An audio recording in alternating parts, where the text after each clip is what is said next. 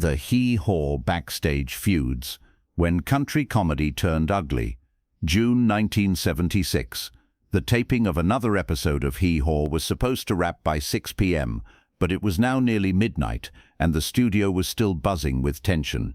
In one corner, Roy Clark sat stone-faced, tuning his guitar with mechanical precision, while pointedly ignoring the rest of the cast. Across the room, Junior Samples was loudly complaining to anyone who would listen about certain people who thought they were too good for the show. The crew members exchanged knowing glances. Another night, another backstage blow-up on America's most popular country variety show. What millions of viewers saw every week was pure cornball entertainment, friendly faces telling corny jokes, picking guitars, and celebrating the simple pleasures of rural American life. But what happened when the cameras stopped rolling was something very different. Behind the overalls and fake mustaches, behind the gloom, despair and agony theme song, Hee Haw was a workplace simmering with jealousy, ego battles and personality clashes that would have made a soap opera proud. This is the story of how America's most wholesome TV show became a backstage battlefield where egos collided, friendships shattered, and the man who was supposed to be the smiling face of country comedy spent years fighting wars that the audience never saw coming. When Hee Haw premiered in June 1969, it was designed to fill the void left by CBS's cancellation of rural-themed shows like The Beverly Hillbillies and Green Acres. Created by John Aylesworth and Frank Pepiot, the show was meant to be laugh-in with a country twist, fast-paced, irreverent, and built around recurring comedy sketches and musical performances. Roy Clark was chosen as co-host alongside Buck Owens, largely because of his virtuosic musical abilities and his experience as a television performer. Clark could play virtually any stringed instrument with professional skill, had a natural comedic timing, and possessed the kind of warm, approachable personality that television producers dream of finding. But from the very beginning, the structure of the show created potential for conflict. Unlike traditional variety shows with a single host, Hee Haw was designed around the concept of an ensemble cast where multiple performers shared screen time and audience attention. This democratic approach worked well for the viewers, but it created a complex ecosystem of competing egos behind the scenes. Roy Clark, despite being officially designated as co-host, was acutely aware that his role wasn't clearly defined in ways that would prevent conflicts. He wasn't the sole star, the way Johnny Carson was on The Tonight Show. He wasn't even the senior partner in his co-hosting arrangement with Buck Owens, who was arguably more famous in country music circles at the time. This ambiguity about hierarchy and status would prove to be a constant source of tension throughout the show's long run. Cast members weren't sure who had authority over what, producers sometimes gave contradictory directions, and performers found themselves competing for limited screen time and audience attention. To television audiences, Roy Clark was the epitome of good-natured country charm. He smiled constantly, laughed at other people's jokes, and seemed genuinely delighted to be sharing the stage with anyone and everyone. His musical performances were consistently outstanding, and his comedic timing was impeccable. But according to people who worked closely with him on Hee Haw, this public persona masked a much more complex and sometimes difficult personality. Roy Clark was a serious musician who had trained classically and who took his craft extremely seriously. Being typecast as a country comedian, even a successful one, was sometimes frustrating for someone with his level of musical ambition and ability. This frustration manifested itself in various ways behind the scenes. Clark could be perfectionist, to the point of being demanding with other performers.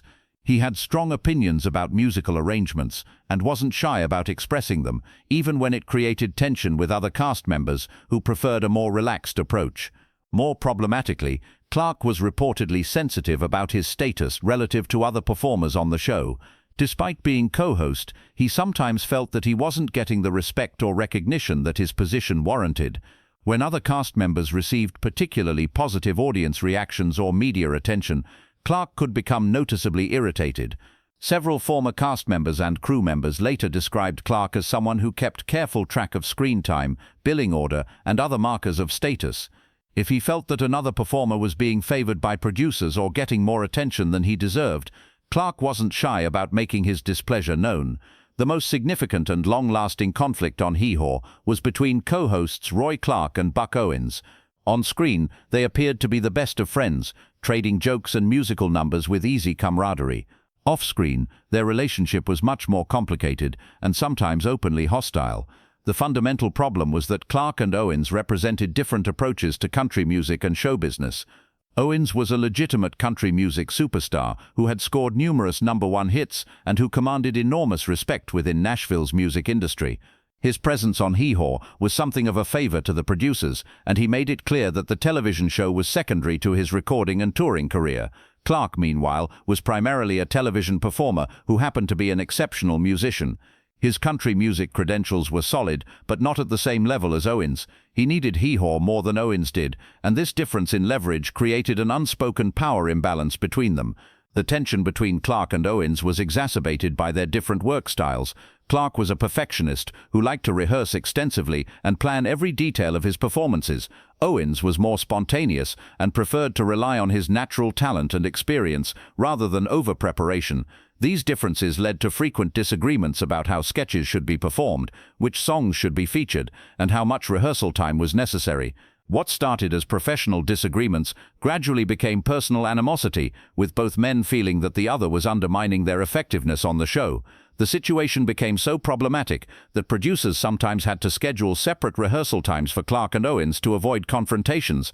By the mid-1970s, they were barely speaking to each other except when cameras were rolling. Junior Samples, the rotund comedian who played various rural characters on Hee Haw, became another major source of backstage tension, particularly in his relationship with Roy Clarke. Samples was discovered working at a gas station and was hired primarily for his authentic rural background and natural comedic ability, rather than any professional entertainment experience. This authentic background was both Samples' greatest asset and his biggest liability.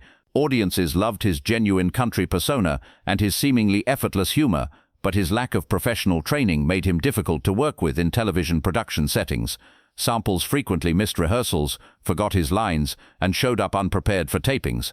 His casual approach to the professional requirements of television production frustrated Clarke, who took pride in being thoroughly prepared and professionally reliable. The conflict was exacerbated by the fact that Samples was extremely popular with audiences and seemed to get laughs effortlessly, while Clarke felt he had to work much harder for the same level of audience response. This disparity in natural comedic ability created resentment on Clarke's part. Several witnesses reported incidents where Clarke made cutting remarks about Samples' professionalism and work ethic, sometimes within earshot of other cast members. Samples, who was not sophisticated about show business politics, sometimes responded with his own complaints about Clarke's demanding perfectionism. The situation was complicated by the fact that producers valued Samples' contribution to the show and weren't willing to discipline him for his unprofessional behavior. This created a situation where Clarke felt he was being held to a higher standard than other cast members, which only increased his resentment. Perhaps the most surprising backstage feud involved Clarke's relationship with Grandpa Jones, the veteran country performer who played banjo and performed comedy on Hee Haw. Jones was a respected figure in country music with decades of experience, and his presence on the show was supposed to lend it credibility and connection to country music's history. But Clarke reportedly felt threatened by Jones's musical reputation and his status as a country music elder statesman. Despite being much younger than Jones, Clarke was technically the superior musician, and he sometimes seemed to feel that Jones was getting credit and respect that Clarke deserved based on his own abilities. The conflict manifested itself in subtle ways that were invisible to television audiences, but obvious to people who worked on the show. Clarke would sometimes make subtle corrections to Jones's musical performances during rehearsals, ostensibly being helpful but actually undermining Jones's confidence and authority. Jones, who had been performing professionally since before Clarke was born, resented these interventions and began to view Clarke as an arrogant young performer who didn't understand or respect country music traditions. The situation escalated during musical segments where both men were featured. Clarke would sometimes add musical flourishes or variations that made his own performance stand out at the expense of the overall arrangement, effectively upstaging Jones and other performers. Several musicians who worked on the show reported that Jones complained privately about Clarke's behavior and his lack of respect for the collaborative nature of ensemble performance. Hee Haw featured several female performers, including Minnie Pearl, Lulu Roman, and various singers and dancers, The interactions between Roy Clark and these women were another source of backstage tension, though for different reasons than his conflicts with male cast members. Clark was reportedly uncomfortable with the attention that attractive female performers received from audiences and sometimes from other cast members. Several people who worked on the show described him as old-fashioned in his attitudes about women in entertainment, expecting them to be supportive rather than competitive. When female performers received particularly positive responses from audiences or media attention for their appearances on the show, Clark sometimes made comments that suggested he felt they were being rewarded for their looks rather than their talent. These comments created tension with the women and with other cast members who viewed them as unfair and unprofessional. The situation was complicated by the fact that Hee Haw's format often featured attractive young women in revealing outfits as part of its appeal to male viewers. This aspect of the show made Clark uncomfortable, but he felt unable to object directly without seeming prudish or out of touch. Lulu Roman, who struggled with weight issues throughout her time on the show, later reported that Clark was one of the few cast members who never made cruel jokes about her appearance. However, she also said that he seemed uncomfortable around her during her heavier periods, as if he felt her appearance reflected poorly on the show's image. One of the most significant sources of ongoing tension involved Roy Clark's interactions with musical guests who appeared on Hee Haw. The show featured a constant stream of country music stars, both established performers and rising talents, and Clark's behavior toward these guests was often problematic. Clark reportedly felt that his role as co-host entitled him to be featured prominently in musical segments with guests, even when his presence wasn't necessarily helpful to the overall performance. He would sometimes insert himself into guest performances, adding guitar solos or harmonies that weren't requested and that sometimes clashed with the guest's intended presentation. This behavior was particularly problematic with guest performers who were bigger stars than Clark in the country music world. When major figures like Dolly Parton, Willie Nelson or Waylon Jennings appeared on the show, Clark's attempts to share their spotlight sometimes created awkward situations. Several guest performers later complained to producers about Clark's behavior, describing him as someone who seemed more interested in proving his own musical abilities than in showcasing the talents of the people who had been invited to appear on the show. The situation was exacerbated by Clark's genuine musical abilities, which were often superior to those of the guests. But his technical superiority made his upstaging behavior even more problematic because it was clearly intentional rather than accidental. Some guests began requesting that their performances be structured to minimize Clark's involvement, leading to awkward negotiations between guest representatives and show producers. Roy Clark's relationships with Hee Haw's production staff were another source of ongoing conflict. Clark had strong opinions about how the show should be produced, and wasn't shy about expressing them to directors, writers, and other behind-the-scenes personnel. His perfectionist tendencies led him to request multiple retakes of performances, even when the initial versions were perfectly acceptable for television broadcast. This behavior created schedule problems and increased production costs, leading to friction with producers who were working within tight budgets and time constraints. Clark also had definite ideas about which sketches were funny and which weren't, and he would sometimes refuse to participate in comedy bits that he felt were beneath his dignity or that he thought would make him look foolish.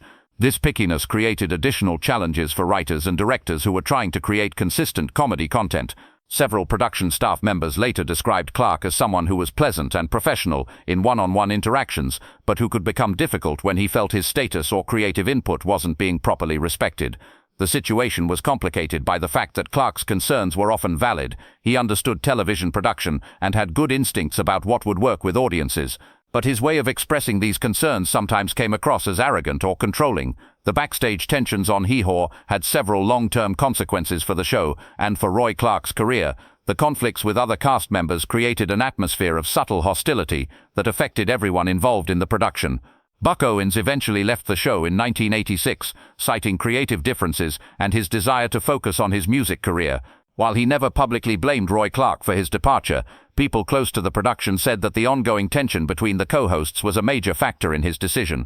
Other cast members also left the show over the years, some citing the difficult working environment. While not all of these departures were directly related to conflicts with Clark, the general atmosphere of tension and competition made Hee Haw a less enjoyable workplace than it appeared to be on television. Clark himself seemed to recognize that his behavior had been problematic in later years. In interviews after the show ended, he expressed regret about some of his conflicts with other cast members and acknowledged that he had sometimes been more concerned with his own career than with the success of the show as a whole. The contrast between Roy Clark's public image and his backstage behavior raises interesting questions about the nature of television personas and the pressures of maintaining a consistent public image over many years. Clark's television persona was carefully crafted to appeal to Hee Haw's audience: warm, humble, talented but not threatening, genuinely enthusiastic about country music and rural American culture. This persona was largely authentic. Clark did possess most of these qualities in real life, but the persona also masked the more complicated aspects of his personality: his competitiveness, his insecurity about his status relative to other performers, his perfectionism, and his sometimes difficult relationships with colleagues.